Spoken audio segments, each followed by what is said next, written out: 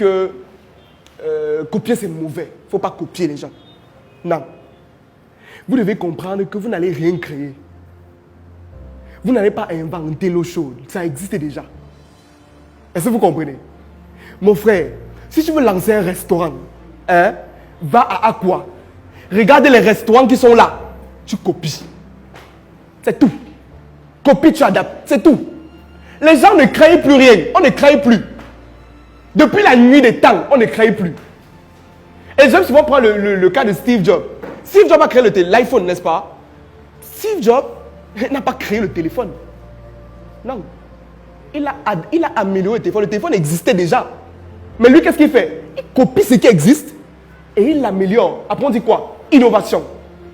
C'est ça, non? Oui, c'est pour cette raison que je dis que nous sommes dans une époque où créer devient difficile. Devenir original devient difficile. Je ne sais pas si vous comprenez. Moi, par exemple, il y a un ami, c'est un grand frère qui me disait dernièrement que... Bon, on était dans l'ascenseur et je lui disais que, gars, la personne qui a pensé à l'ascenseur, c'est trop fort. Il me dit que non. Bon, du moins, je disais que le blanc est fort. C'est ce que je disais. Il me dit que bon, tu dis que le blanc est fort. Les Égyptiens qui montaient sur les pyramides, qui créaient les pyramides en hauteur, là, ils faisaient comment pour monter? Ils faisaient comment pour descendre? C'est là que j'ai compris que ça existait depuis. Mais seulement qu'une personne a maintenant dit que bon, que de monter, descendre avec difficulté, on peut juste appuyer un bouton, on monte et on descend. Innovation. Mais vous voulez créer les choses qui n'existent pas. Vous voulez vous bloquer le cerveau. Avec les trucs qui n'existent pas, ne devez inventer ce qui n'existe. Non, non. Copier. N'ayez pas honte de copier ce qui est bien. Est-ce que vous comprenez? N'ayez pas honte. Votre touche personnelle va venir avec le temps, mais copiez d'abord ce qui existe. Et c'est pour cette raison que beaucoup de personnes se bloquent. Les gens se bloquent, non, je vais inventer ce qui n'existe pas. C'est tellement... Regarde les entreprises qui sont là. Tu veux créer le bar, tu veux créer le snack, tu veux créer une boîte de nuit. Descends ici, là, et le cheveu blanc. Tu regardes comment ils fonctionnent. Tu regardes les business models, tu regardes comment ils fonctionnent. Tu pars, tu crées ta part. Simple. Arrêtez de vous bloquer. Et maintenant ici, quand je dis, il faut déterminer le caractère de l'homme dans sa vision, ça veut dire quoi? Vous devez localiser, après avoir déterminé votre vision, n'est-ce pas? Vous l'avez écrit, vous avez déterminé un deadline, vous devez maintenant localiser une personne qui a déjà atteint cette vision-là.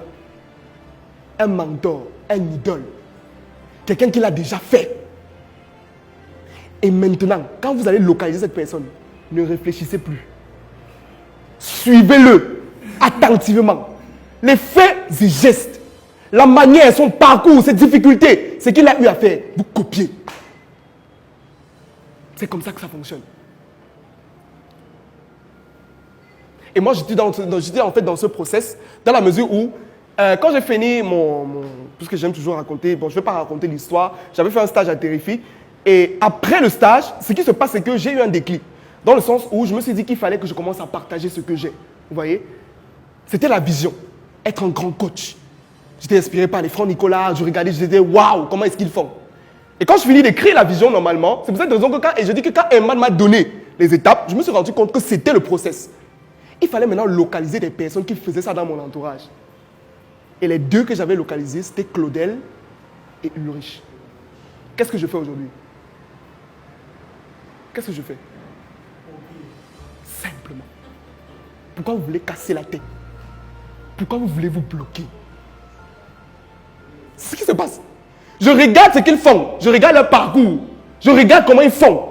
Comment est-ce qu'ils réfléchissent. Leur management, leur manière de parler, la gestuelle, tout. Je copie, mon frère. Il ne faut jamais avoir honte de copier. C'est la première étape. C'est ça le process. C'est comme ça. On n'invente plus. On copie, on améliore, ou alors on copie et on adapte. C'est tout. C'est ce qui se passe avec moi aujourd'hui. Quand beaucoup de personnes me voient aujourd'hui, non, tu es trop comme Claudel, tu es trop comme Ulrich, je fais comme Claudel. Quand on te voit, on te parle, on entend Claudel et tout. Mais quand moi je vois ça, je comprends exactement une personne qui ne comprend pas réellement ces étapes déjà et qui ne comprend pas comment son cerveau fonctionne. Oui, c'est même plus moi. Souvent quand je vois ça, c'est vrai qu'au début, ça me dérangeait un peu. Vous voyez, ça me dérangeait un peu dans le sens où, à chaque fois que tu poses une vidéo, Claudel, le petit frère de Claudel, oh machin, non, ça dérangeait un peu. Mais au fil du temps, en fait, tu te rends compte que tu es dans le process. Que c'est totalement normal ce qui est en train de se passer. Parce que, donnez-moi un peu un de vos rêves. Un de vos rêves. Quelqu'un, un projet que vous avez. Trader. Est-ce qu'il y a une personne que tu suis dans le trading? Qui, par exemple? Si tu commences à le suivre maintenant, pendant un an, de manière compulsive, il faut aussi des conférences. De manière compulsive, c'est-à-dire que chaque instant tu le suis. Quand tu vas te placer devant pour parler, ce sont ces jeunes qui seront en toi. Ce n'est pas toi qui veux. Le cerveau me retient mieux dans deux cas. Quand il y a répétition et quand il y a émotion. C'est ça. Simple. Donc, localisez une personne dans la société qui a déjà atteint votre vision, qui a déjà atteint ce que vous voulez faire et calquez juste le modèle. Vous le faites. Point.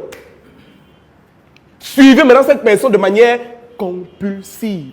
Vous regardez ce qu'elle fait, ce qu'il fait au quotidien. Qu'est-ce qu'il fait? Vous le suivez sur ses pages, biographie. Quels sont ses échecs? Pourquoi est-ce qu'il a eu cet échec? Comment est-ce qu'il s'est relevé? Parce qu'on dit souvent que c'est bien d'apprendre de ses erreurs, mais c'est encore mieux d'apprendre des erreurs des autres. Ça vous fait gagner en temps.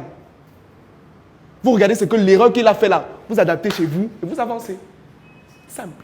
Tu veux te lancer dans l'agriculture, observe quelqu'un qui a déjà réussi.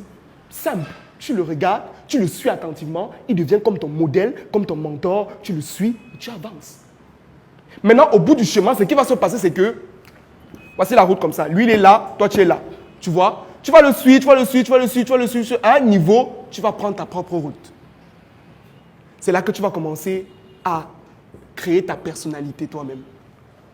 C'est le process. C'est normal. Donc, c'est ça. Ne vous bloquez pas. Regardez, si vous voulez lancer une entreprise, regardez autour de vous. Vous copiez. Copiez d'abord. L'amélioration, ça va venir après. Commencez d'abord, c'est le process. Est-ce qu'on est ensemble? D'accord. Après avoir copié maintenant cette personne, la troisième étape, c'est la technique du salami.